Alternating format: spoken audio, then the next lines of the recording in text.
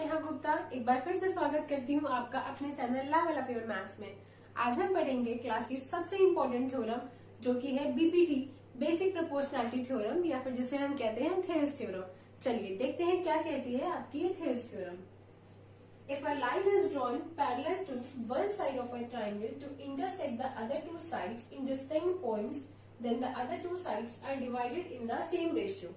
अगर आप किसी ट्राइंगल को लेते हो और किसी भी साइड के तीन साइड्स होती हैं ट्राइंगल की, किसी भी साइड के अगर आप पैरेलल लाइन ड्रॉ करते हो, जैसे कि मैंने बीसी के पैरेलल एक लाइन ड्रॉ करी है डी, किसी भी साइड के पैरेलल अगर आप लाइन ड्रॉ करते हो तो ये लाइन क्या करती है, बाकी दोनों साइड्स को इंटरसेक्ट कर रही है डी और ई पे, और ये क्या करती है डी और ई पे इंटरसेक्ट करती है और इन दोनों साइड्स को क्या करेगी, सेम रेशियो में डिवाइड करेगी। मींस एडी अपॉन डीबी बराबर होगा एई अपॉन ईसी के। देखिए क्या दिया हुआ है आपको, डी पैरेलल है बीसी के और आपको प्रूव क्या करना है, एडी अपॉन डीबी बराबर होगा एई अपॉन ईसी के। चलिए इस आपको करने से पहले इस थ्योरम में करनी है हमें कुछ कंस्ट्रक्शन। क्या करेंगे देखिए, सबसे पहले हम बी से मिला देंगे ई को,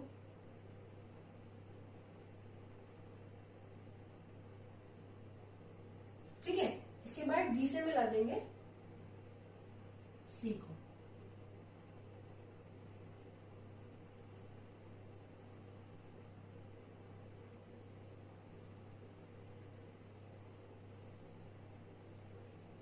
ठीक है। इसके बाद आपने मिला दिया। अब आपको क्या करना है, डी से आपको एक परपेंडिकुलर डालना है एई पे, या फिर आप कह सकते हो लंब डालना है। इसके बाद क्या करना है, ई से एक परपेंडिकुलर डालना है आपको डी पे, एडी पे, या फिर लंब कह सकते हो।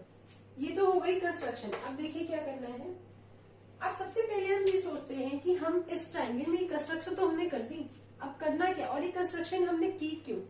क्योंकि देखिए आपको, आप सबसे पहले देखिए कि आपको चाहिए क्या, आपको प्रूफ करना है AD upon DB equals to A upon EC, क्योंकि आपको एडी चाहिए। अब हमको एडी चाहिए तो हम क्या करें, देखिए एडी चाहिए। अभी आपको पता है कि राइट एंगल जो ट्राइंगल होता है उसका एरिया क्या होता है, 1/2 बेस इंटू हाइट, आप सबको पता है। तो अगर हम इस ट्राइंगल की बात करें, एडीई की बात करें और बेस मान ले एडी को, तो इसका जो एरिया होगा वो क्या, area of triangle A D E क्या हो जाएगा। अभी आपको पता है कि राइट एंगल ट्राइंगल का एरिया क्या होता है, 1/2 बेस इंटू हाइट। किसी भी ट्राइंगल के लिए एरिया हमेशा क्या होगा, 1/2 इंटू बेस इंटू हाइट। तो अगर हम बात करें ट्राइंगल एडीई की, 1/2, अब देखिए एडीई, अब इस पे दो परपेंडिकुलर है, एक ये भी है एक ये भी है, ठीक। 1/2 बेस इंटू हाइट। अब बेस हमको अगर इसको बनाना है, क्यों हम इसको बना रहे हैं, क्यों, क्योंकि हमें अपने प्रूफ में चाहिए एडी, तो बेस हमने क्या बनाया एडी, और जब एडी को बेस बनाया तो एडी पे परपेंडिकुलर क्या है ये, तो क्या हो जाएगा 1/2 बेस ये हुआ और हाइट क्या हुई ई एम, ठीक। अब इतना काम हो गया। अब देखिए क्यों, अब क्या चाहिए, हमें चाहिए एडी अपॉन डीबी, हमें चाहिए डीबी। डीबी कहां से मिलेगा, ये दिख रहा है डीबी, ये है ना डीबी। अब डीबी पे क्या है, अब डीबी पे जो ट्राइंगल बना उसको ले लेते हैं। अब डीबी पे ट्राइंगल, अब आप कहोगे कि मैम डीबी पे तो दो ट्राइंगल बने हैं, एक तो ये भी ट्राइंगल हमें दिख रहा है, एक ये भी ट्राइंगल हमें दिख रहा है, हम कौन सा वाला ट्राइंगल ले लें। अब देखिए अगर आप ट्राइंगल इसको लेते हो, डीसीबी को लेते हो, अगर आप डीसीबी लोगे तो क्या आपको डीसीबी के लिए हाइट मालूम है, नहीं मालूम, नहीं मालूम ना इसकी हाइट क्या है, नहीं मालूम। अच्छा अगर आप ट्राइंगल डीईबी लेते हो तो इसकी हाइट तो मालूम है ना आपको। अगर आप ट्राइंगल डीईबी लेते हो तो इसके लिए भी तो हाइट यही होगी ना ईएम, तो लिख दीजिए एरिया ऑफ ट्राइंगल डीबीई बराबर होगा 1/2 बेस क्या था डीबी, क्यों, क्योंकि हमें डीबी चाहिए था, और हाइट क्या होगी फिर से ईएम, मिल गया। ये हो गई आपकी इक्वेशन 1, ये हो गई इक्वेशन 2। अब देखिए ये दो इक्वेशंस मिल गई। अब फिर अपने प्रूफ पे आते हैं, क्या चाहिए था, एडी अपॉन डीबी चाहिए, ठीक है, एडी अपॉन डीबी चाहिए, इसमें एडी है इसमें डीबी है, इक्वेशन को डिवाइड कर दें। अब आप कहोगे देखिए इक्वेशन 1 में डिवाइड कर दे इक्वेशन 2 को, क्यों 1 में ही 2 को डिवाइड क्यों करें, क्योंकि एडी अपॉन डीबी चाहिए, ठीक है।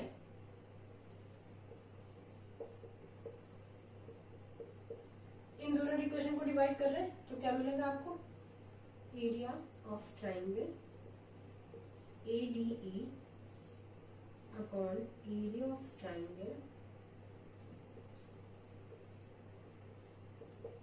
1/2 कैंसिल हो जाएगा, EM कैंसिल, क्या बचेगा AD अपॉन DB मिलेगा, ये देखिए। ठीक, चलिए आगे आते हैं, इसका तो काम हो गया। अब हमको इधर वाला देखते हैं, AE अपॉन EC चाहिए, क्या चाहिए AE अपॉन EC। तो AE पे आते हैं, अब हमें चाहिए AE देखिए ये दिख रहा है, फिर से निकाल देते हैं, फिर से हम AED या फिर ADE के फिर से एरिया निकाल देते हैं, चलिए देखते हैं। ठीक, एरिया ऑफ ट्राइंगल AED बोल दीजिए या ADE।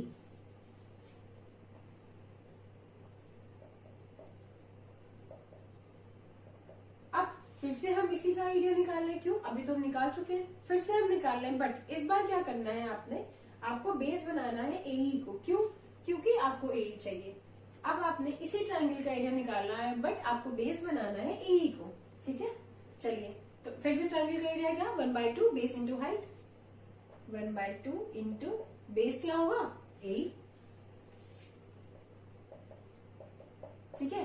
अब इस वाले को बेस दिया है तो इस पे हाइट क्या है DN, यही तो हाइट है ना। चलिए ये हो गया काम। अब फिर से AE तो मिल गया, हमें चाहिए EC भी तो चाहिए ना। चलिए EC पे आइए, अब इसको बेस बनाना है, ठीक। अब इसको बेस बनाना है तो हम कौन सा ट्राइंगल ले, इसी वाला ट्राइंगल ले, इस पे जो ट्राइंगल बन रहा हो, फिर से वही चीज, इसी पे 2 ट्राइंगल बन रहा है, एक ये और एक ये, एक EDC बन रहा है, एक EBC बन रहा है, हम कौन सा वाला लेंगे।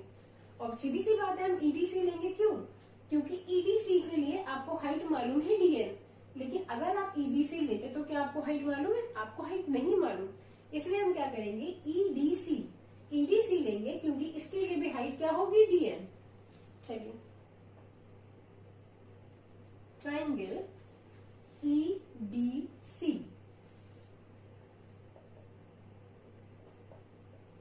क्या हो जाएगा, 1/2 बेस क्या था EC, और हाइट क्या होगी इसके लिए भी फिर से DN।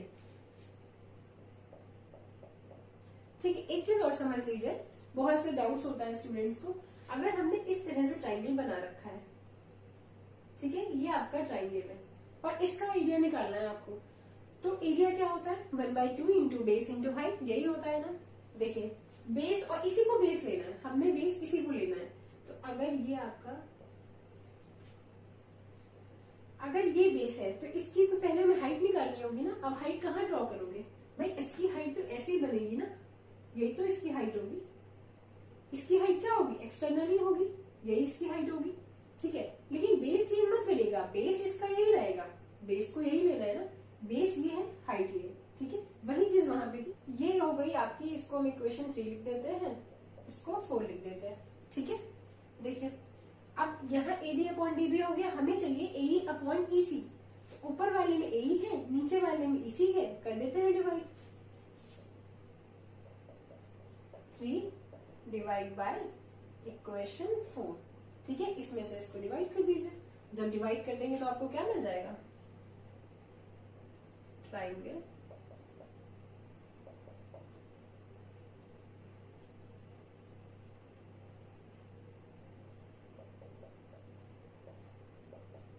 क्या, देखिए 1/2 कैंसिल हो जाएगा, DN कैंसिल हो जाएगा, क्या बचेगा AE अपॉन EC।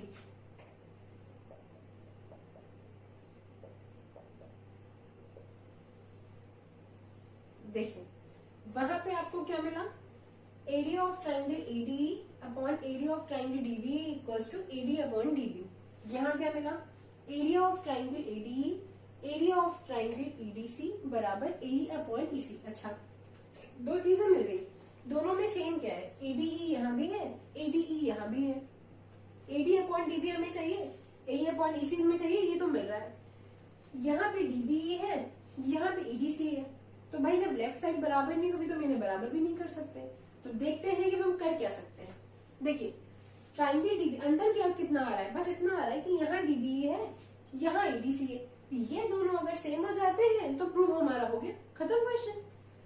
देखिए सबसे पहली चीज एक थ्योरम है, वो क्या कहती है, अगर किसी बेस पर, ठीक है, सेम बेस पर और सेम पैरेलल लाइंस के बीच में बने जो ट्राइंगल्स होते हैं उनके जो एरिया होते हैं वो हमेशा बराबर होते हैं, मींस इक्वल होते हैं। ये आपको लाइन दिख रही है डी, डी डी में कौन कौन से ट्राइंगल बन रहे हैं, एक तो डीबीई बन रहा है जो आपको यहाँ दिख रहा है, एक बन रहा है डीसीई जो आपको यहाँ पे दिख रहा है, या फिर आप ईडीसी बोल सकते हो, दिख रहा है।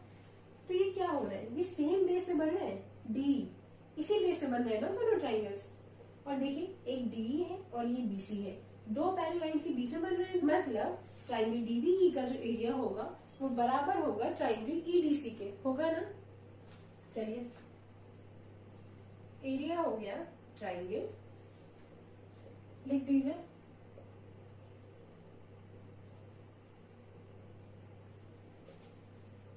triangles on the same base and same parallel lines, दिखाई दे रहा है, triangles on the same base in same parallel lines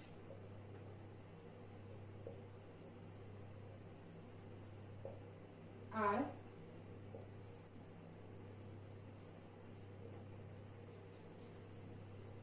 ठीक है, क्या लिखा है, triangles on the same base and same parallel lines are equal in area, लिख दिया मैंने, क्यों, समझ में आ गई बात। अब क्या हो गया, इसका एरिया बराबर हो गया, सिंपल, इसकी जगह पे आप क्या लिख सकते हो,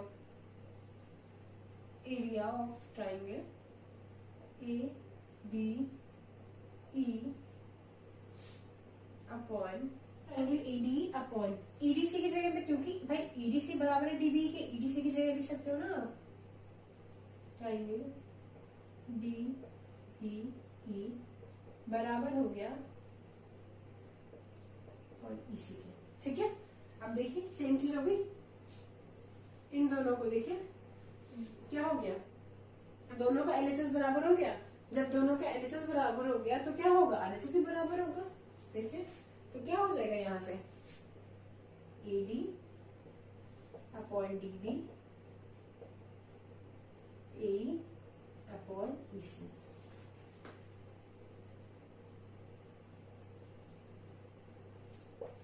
ठीक है।